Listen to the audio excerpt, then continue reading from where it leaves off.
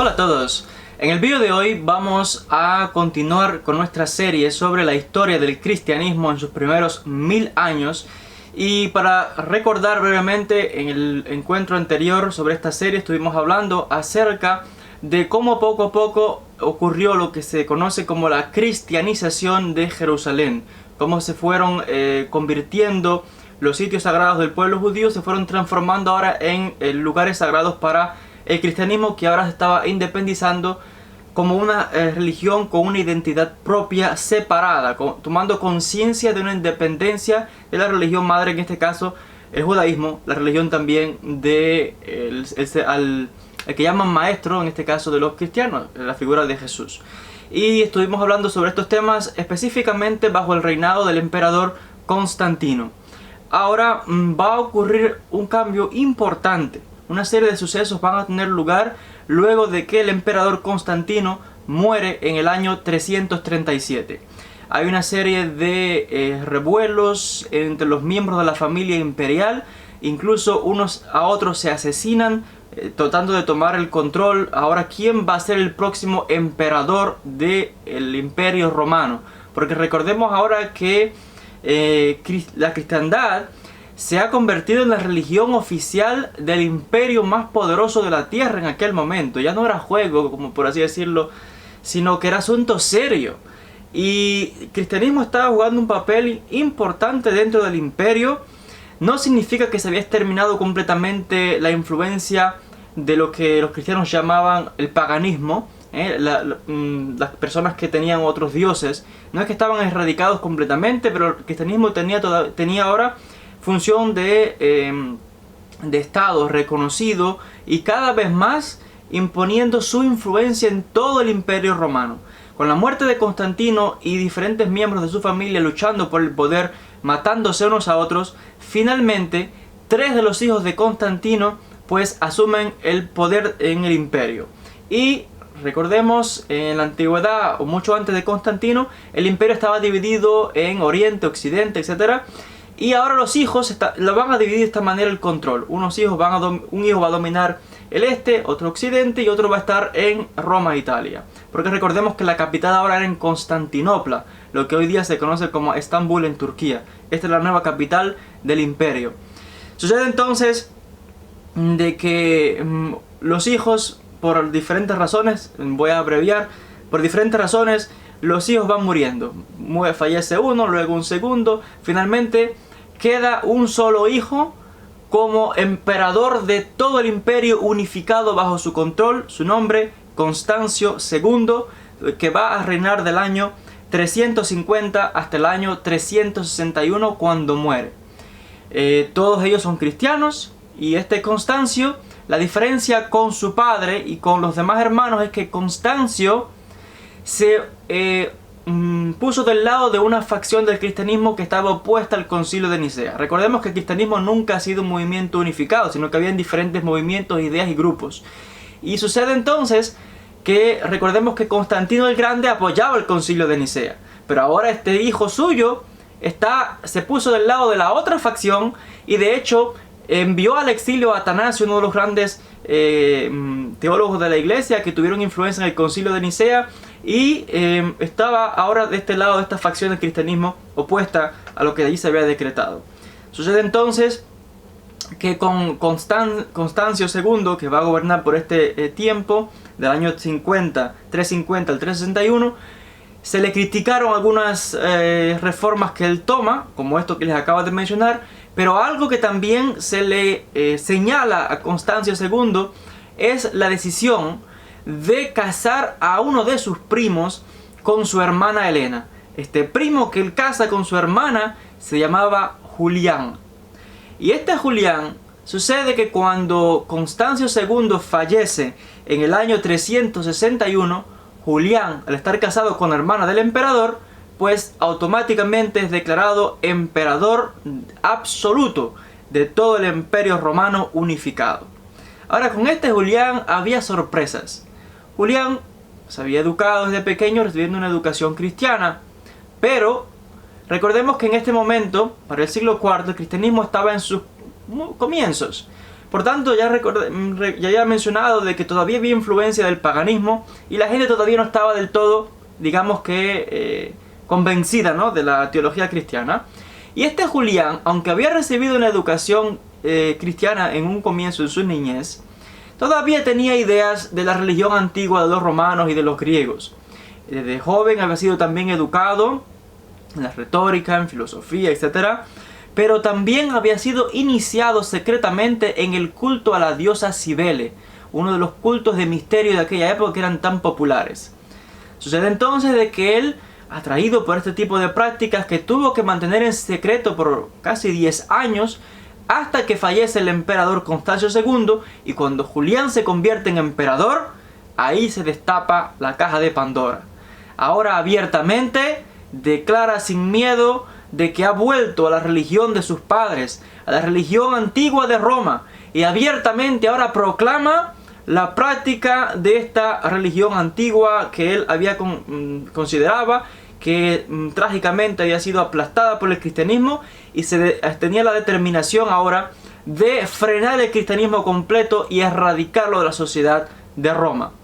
Y por esto los cristianos ahora se atemorizaron y no podían creer aquello, porque por lógica todos los miembros de la familia imperial eran cristianos, y que ahora con Julián se declarase abiertamente como: no soy cristiano, soy ahora seguidor de la religión de Roma, pues era algo terrible para los cristianos de aquel momento. Y de hecho, a través de la historia que se escribió por los vencedores, los cristianos luego, ¿no?, a Julián se le conoce como el apóstata, porque en este caso se apartó de la creencia cristiana. Julián toma una serie de medidas importantes, decide abiertamente, ordena a que se comience a sacrificar en los templos dedicados a los dioses romanos, lo que indica que no estaban todavía destruidos, o sea que había todavía fuerza del paganismo. Manda a que se comiencen a hacer sacrificios, manda a que ahora la educación, muy importante en las escuelas de los niños romanos, suficiente de estar enseñando cristianismo, ahora hay que continuar, volvamos con las enseñanzas clásicas, que no es que habían desaparecido, estaban las enseñanzas clásicas, pero ahora también se enseñaba a los niños de pequeño, se enseñaba de Jesús, de Mateo, de los evangelios y todo aquello. Y Julián les dice a los maestros cristianos ahora: si quieren enseñar en las escuelas de nosotros, tienen que seguir enseñando retórica, o sea, de las obras clásicas de la Odisea, de Homero y todo aquello. Sí, sigan enseñando de esto, pero suficiente ya de cristianismo, porque si ustedes mismos, cristianos, están a favor y reconocen la grandeza del pensamiento romano y del pensamiento griego, pues tienen también que vivir como vivían estos hombres a los que ustedes admiran tanto, donde mostraban piedad, devoción a los dioses. Y si no, pues tienen que irse de las iglesias, tienen que irse de educación, y si quieren hablar de Jesús y de Mateo, pues váyanse a predicar a la iglesia, no en las escuelas. Suficiente de esto. Las familias cristianas, por supuesto, alarmadas con la situación, la gente estaba en descontento. Sucede entonces de que Julián era inteligente, porque sabía que la literatura, lo que se enseñaba en la escuela, que también estaba conectado con la religión, tenía una influencia muy fuerte. Sucede entonces de que incluso se editaron una serie de libros en contra de la teología cristiana, y aquellas personas que estaban resentidas porque el cristianismo estaba tomando fuerza y controlando todo, pues estudiaban estos libros vívidamente para combatir la teología cristiana. Y sucede también de que Julián no solamente reformó el sistema educativo, o al menos intentó esto, porque tampoco gobernó por mucho tiempo, solamente estuvo en el poder por 19 meses, un poco más de un año. Él cae en batalla. Pero sucede que la segunda gran iniciativa de Julián era la siguiente: no solamente él restauró los sacrificios en los templos de romanos, etc., y pensaba que era la manera más alta de estar en conexión con los dioses y demás, sino que también les prometió a los judíos que les iba a reconstruir el templo. Prometió al pueblo de Israel: mira, queremos que vuelvan a practicar su fe de la manera en que lo hacían antes, queremos que vuelvan a hacer sacrificios. Los judíos, esta comunidad que estaba en Roma, les dice a Julián, al emperador: si quieres que volvamos a practicar nuestra creencia y que hagamos nuestros sacrificios y rituales, lo haremos. Por supuesto, están contentos los judíos, pero no podemos hacerlo donde quiera. Solamente se puede hacer en Jerusalén y en el templo. y los judíos hasta ese momento tenían prohibido entrar en Jerusalén y el templo estaba destruido. Por tanto, Julián decide ayudar a los judíos y decide financiar la construcción del templo. ¿Por qué Julián decide hacer esto? Porque el tío era también astuto. De esta manera no solamente estaba poniendo en conflicto a los judíos contra los cristianos, que de hecho ya había conflicto, pero además esta era una manera de humillar a los cristianos. ¿Por qué? Porque la teología cristiana de ese momento que estaba desarrollándose decía que la humillación que le había acontecido a los judíos, que se había expulsado y llevado a los judíos al exilio, que se había destruido el templo, era una muestra de que Dios los había rechazado, de que ahora Dios había rechazado al pueblo judío y los había reemplazado por el cristianismo como el nuevo Israel. Nosotros somos el nuevo Israel, decían los cristianos.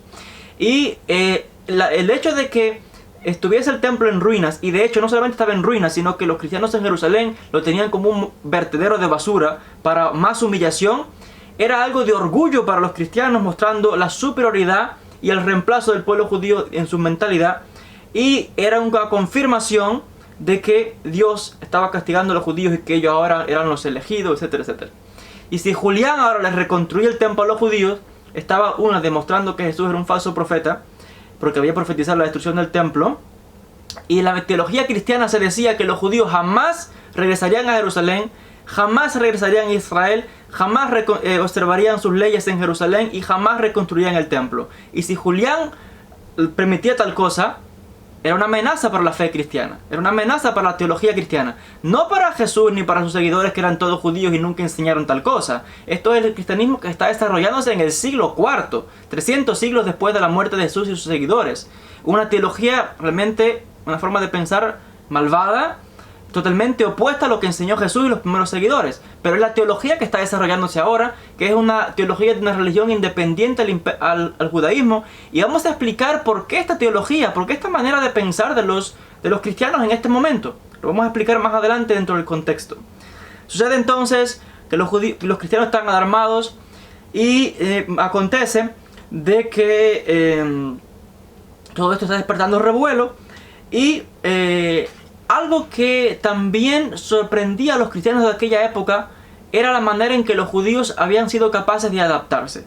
¿Por qué? Porque en este momento y en las épocas posteriores se va a demostrar que realmente la expansión del cristianismo fue como una masa de agua que ahogó, por así decirlo, o tapó, porque no lo exterminó, pero que opacó al judaísmo, en el sentido de que fue tan amplio que los judíos vinieron a ser una minoría, un pequeño grupo que se andaban rodando de un lado a otro, los pobres sufriendo expulsión y de todo, en ciudad tras otra, los cristianos en su prioridad humillándoles y haciéndoles pagar, y les acusaban, por supuesto, como siempre, de la muerte de Jesús, de todo lo que acontecía.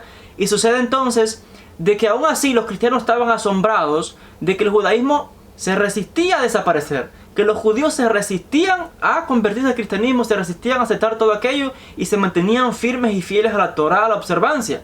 De hecho, la comunidad judía se adaptó donde quiera que andaba, y la observancia de la ley de la Torá fue como una protección para el judío, porque incluso fue capaz luego de la destrucción del templo, el Bet HaMikdash, de ser capaz de escribir obras importantes, literatura, obras rabínicas como la Mishnah, como el Talmud, y fue capaz de reinventarse a sí mismo. El judaísmo fue capaz de reinventarse ahora que no había templo, que no había sacerdotes, que no había sacrificios. ¿Cómo se practicaría ahora la religión? Y la creatividad de los judíos se puso de manifiesto, donde ahora hubo que sobrevivir en el exilio, hubo que sobrevivir y hubo que encontrar la manera ahora de practicar y de mantener las leyes de Israel. El judaísmo se convirtió ahora en una especie de religión portátil. Ya el centro no había templo, no podían ir a Jerusalén, perdieron la tierra, todo.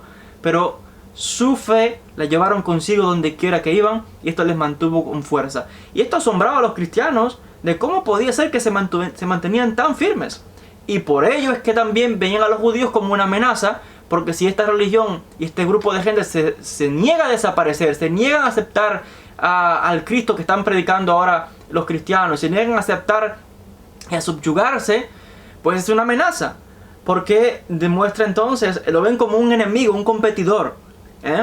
Cuando alguien está ahora en esta competencia, no quiere competidores, quiere eliminar completamente cualquier tipo de competencia, y por supuesto el judaísmo, que es la base central y la práctica y religión de Jesús.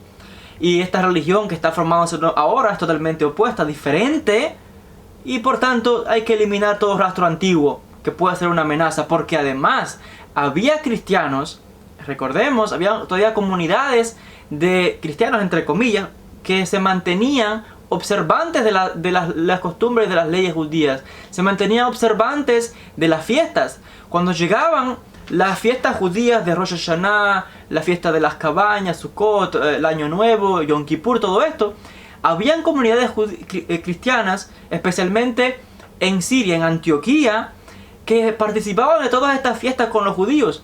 Y una figura importante aquí era Juan Crisóstomo, un importante pensador cristiano de aquella época, que atacó fuertemente a la comunidad judía de forma intelectual, los horrores que habló contra los judíos, pero con la intención también de prevenir a estos cristianos que seguían en comunión o en participación con las actividades de la comunidad judía. Cuando llegaban todas estas festividades, estos miembros de la comunidad cristiana, entre comillas, digo cristiana porque si practicaban y no solamente seguían estas prácticas judías, sino que los judíos lo permitían, lo aceptaban y participaban como un solo grupo. Por tanto, aquí no vemos separación todavía. O sea que el cristianismo como tal, en el siglo IV, no podemos decir que había tomado la forma definitiva o independiente. Sí es verdad que mayoritariamente había dejado todo esto, pero había todavía comunidades que se resistían. ¿Por qué? Porque decían, ¿cómo vamos a dejar de observar estos ritos si estas son las mismas observancias que siguió nuestro maestro, a quien tenemos que seguir? Jesús y los seguidores, sus discípulos, todos eran judíos, todos observaban la Torá, la ley, las fiestas, todo. Por tanto, estos cristianos se negaban a dejar de cumplir lo mismo que el ejemplo que le había dejado su maestro, y esto le molestaba a la mayoría del mundo cristiano, en especial este Juan Crisóstomo. Y lo interesante, que como ya les menciono, es que los mismos judíos lo permitían y juntos participaban. Por tanto, no lo veían parecer a estas comunidades separadas, sino que eran parte. Todavía ciertas comunidades se les veía como dentro del movimiento judío. Y sucede entonces de que esto sigue creando tensiones y problemas. Las obras para la construcción del templo comienzan entonces en el año 363, comienzan los cimientos allí, pero en esta época Roma todavía estaba envuelta en una serie de luchas con otros imperios y las obras tuvieron solamente por poco tiempo. Dicen que hubieron una serie de acontecimientos, hubieron incendios en el sitio, en Jerusalén, las obras se detienen por un momento. El hecho es que a las pocas semanas que las obras comenzaron, el emperador Julián, el apóstata que ahora estaba trayendo de nuevo las prácticas paganas y ayudando a los judíos en la reconstrucción del templo, a las pocas semanas muere en batalla cuando le atraviesan una lanza en la guerra y muere. Otras fuentes nos dicen que por supuesto la mano cristiana estaba detrás de todo esto. En las obras en Jerusalén, estas casualidades que ocurrieron, que los cristianos lo vieron como que Dios los estaba ayudando, en realidad había también la mano de los obispos que pusieron ahí su aporte, en el sentido de que se sabe por otras fuentes, reconocido por los mismos obispos cristianos, de que también fueron los que estaban detrás de estos sabotajes al proyecto de la construcción del templo. E incluso la muerte del emperador, que le dijeron que no entrase en batalla, que no fuese esa batalla, se dice que fue un cristiano el que de hecho planeó matarlo y le atravesó con una lanza, porque sabía que eliminando al emperador pues acabaría la amenaza para el cristianismo. Y efectivamente así muere. Y los cristianos dijeron, bueno, gracias a Dios fue el que intervino, pero históricamente hablando, ¿no?, de forma racional sabemos que los mismos cristianos estuvieron detrás de todas estas cosas para darle muerte al emperador y sabotear también estas obras. Sea como sea, aquí concluye entonces el episodio de Julián el apóstata, sus intentos de reconstruir el templo y de apartar y de hacer renovar en este caso las prácticas antiguas de Roma y apartar al cristianismo que estaba tomando control de todo. Hasta aquí acabó todo, cuando ya les menciono en el año 363 pues el emperador Julián es muerto en batalla. Y sucede entonces de que la cosa no se detiene aquí, porque todavía este conflicto que estaba ahí latente entre la comunidad judía con estas esperanzas y la comunidad cristiana, especialmente estos cristianos que les decían los judaizantes. Y en las iglesias, en el siglo IV, se comienza a ver la tendencia que va a tener luego lugar en la Edad Media, donde desde el púlpito se comienza a predicar esta hostilidad y a hablar horrores contra la comunidad judía con tal de desacreditarles, pero también era la intención de prevenir que estos cristianos siguiesen participando de la fiesta judía junto con el pueblo judío. Y aquí les puedo dar de muchísimos ejemplos. El caso de este Juan Crisóstomo, que sus escritos fueron tan importantes que se continuaban estudiando, copiando y recopiando, y se escribieron obras en la Edad Media tomando como base estos escritos para luego seguir hablando de forma vil contra la comunidad judía y muchísimos horrores.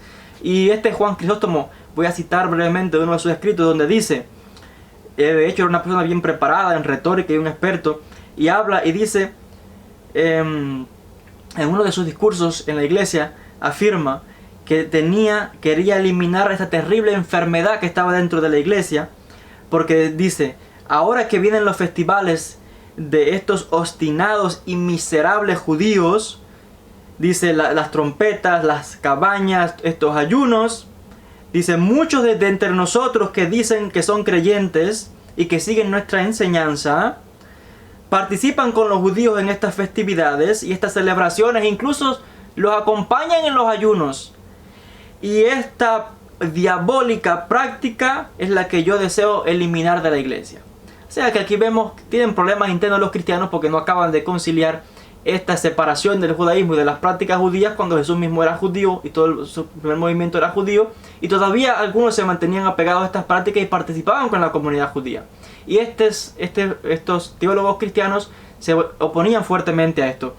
Y una de las, por supuesto, ya les mencionaba al principio, una de las continuas acusaciones contra el judío es la famosa acusación de que los judíos mataron a Jesús, que son los asesinos de Cristo, los asesinos de Dios, el deicidio, como que, o sea, la acusación de que los judíos dieron muerte al Dios de los cristianos. Esto fue un recurso empleado por Juan Crisóstomo y también demás generaciones hasta el tiempo presente, porque estas cosas todavía están presentes en personas que lamentablemente tienen esta forma de pensar negativa, y realmente no quiero usar una palabra negativa, porque también comprendo que es la falta de estudio y de comprensión, porque este Juan Crisóstomo fue un tío astuto, y es que hay que comprender algo también aquí. El hecho de que ahora Jesús acusen a los judíos de la muerte de Dios, de la muerte de Jesús, y no a los romanos, se entiende que es lógico, porque ahora recordemos que el cristianismo se había convertido en la religión oficial del imperio, de Roma, y no podían decir ahora, cuando se lean en los textos que está escrito, pero cuando se observa y se pregunta, bueno, ¿quién dio muerte al maestro al que seguimos, al Dios de nosotros? No se puede decir que son los romanos, porque los mismos cristianos son los romanos que ahora tienen esta religión. O sea que ellos mismos son los que dieron muerte al propio maestro. Y por tanto eso no lo pueden admitir. Hay que echarle la culpa a otro. ¿Y a quién hay que echarle la culpa? ¿Quién es el que siempre está rebelándose contra Roma, que no acepta que cambien su religión, que siempre se opone a la influencia extranjera y a la ocupación romana? Los judíos. Pues bueno, vamos a echarle la culpa al judío. Y con Juan Crisóstomo comenzó la tendencia de que no solamente se culpaba a los judíos del tiempo en que murió Jesús o Yeshua, sino que ahora se comenzó a culpar a los judíos en todas las generaciones por la manera en que incluso se daban estos discursos en las iglesias. Y los judíos vinieron a pagar perpetuamente por la muerte de otro judío, porque Jesús también es otro judío. Y lo cual en este caso se muestra las tácticas de la iglesia, que no podía reconocer que los romanos habían dado muerte a Jesús, porque ya les menciono, ahora Roma era cristiana, era como ellos mismos habían dado muerte al propio Dios de ellos, y por tanto debían de echarle la culpa a otro. En este caso siempre paga el judío la culpa de todo, pues ahora se le echa la culpa a la comunidad judía. Otra manera de distanciarse de los judaísmos, y otra manera de que tampoco podía haber esta comunión, porque si ahora el cristianismo es la religión oficial del imperio y los judíos son considerados enemigos de Roma, y la religión de Roma es el cristianismo, pues el cristianismo lógicamente se convierte en oposición o enemigo del judaísmo, por razón que estos teólogos cristianos no quieren que estos cristianos sigan participando con las celebraciones judías, y los llama incluso judaizantes, y es por comprensión, ¿no? Lógicamente se deduce por qué actúan de esta manera. Y otra vez obviando lo que muestran claramente la fuente y los textos, ¿no? Claramente Jesús fue ejecutado como judío por las autoridades romanas. Ahí se muestra toda la historia está escrita en los textos, en el Nuevo Testamento. Se cuenta claramente cómo los romanos son los que le azotan, cómo son los que lo crucifican, etcétera, etcétera. Y al final muere como el rey de los judíos, no el rey de los cristianos, porque no había cristianos. Pero es toda una teología que se va envolviendo y se va cambiando. Y el hecho es de que se muestra que de hecho luego se reinterpreta el Nuevo Testamento y se le hace ver a los romanos como el lado bueno, que no se le puede sacar por ningún lado porque está claramente escrito. Pero se pone como a Pilato como el tío bueno que no quiere darle muerte a Jesús, lo cual es desde el punto de vista histórico toda una falsedad, porque Pilato era tan cruel y tan asesino que no solamente había crucificado a montones de judíos antes y después de Jesús. El tío era tan cruel que el propio emperador de Roma mandó a que lo quitaran del puesto y lo echaran de Jerusalén por la violencia desmedida de Pilato. Y el hecho es que luego el cristianismo pues tapó estas cosas y le echó la culpa a otro. Sea como sea, tenemos aquí un conflicto interno dentro de la iglesia, porque había estos cristianos que se mantenían apegados a las prácticas judías. Y cada vez más y más se fue viendo al judaísmo como enemigos, como un movimiento, una religión rival, porque por supuesto del punto de vista romano eran enemigos de Roma, por tanto enemigos también de los cristianos ahora. Entonces cerramos aquí con este vídeo de hoy, este capítulo, esta sección dedicado a Julián. Primero la muerte de Constantino suma el poder de sus hijos, luego el surgimiento de Julián, que los cristianos lo llaman el apóstata porque intentó traer nuevamente la práctica antigua de Roma, la revivió, trató de oponerse al cristianismo y trató en este caso también de reconstruir el templo para los judíos. Todo son tácticas, ¿no?, de los emperadores, y como finalmente pues muere en batalla. Y aquí ya menciono que la mano cristiana también estuvo detrás, como se ha explicado por otros historiadores y fuentes que tenemos que corroboran estos hechos. Entonces, en un próximo encuentro de esta serie vamos a hablar ya en más detalles sobre otros emperadores cristianos y las decisiones importantes que fueron tomando hasta que poco a poco el cristianismo va a continuar tomando la forma independiente. Recordemos que tomó casi 1000 años en el que el cristianismo tomase la forma definitiva que tiene hoy. Por eso es que en este siglo IV todavía observamos estos problemas y cristianos que todavía siguen con prácticas judías y los problemas internos que están en este caso experimentando. Gracias a todos por la atención y hasta un próximo encuentro con más de esta serie tan interesante sobre la historia del cristianismo. Gracias a todos.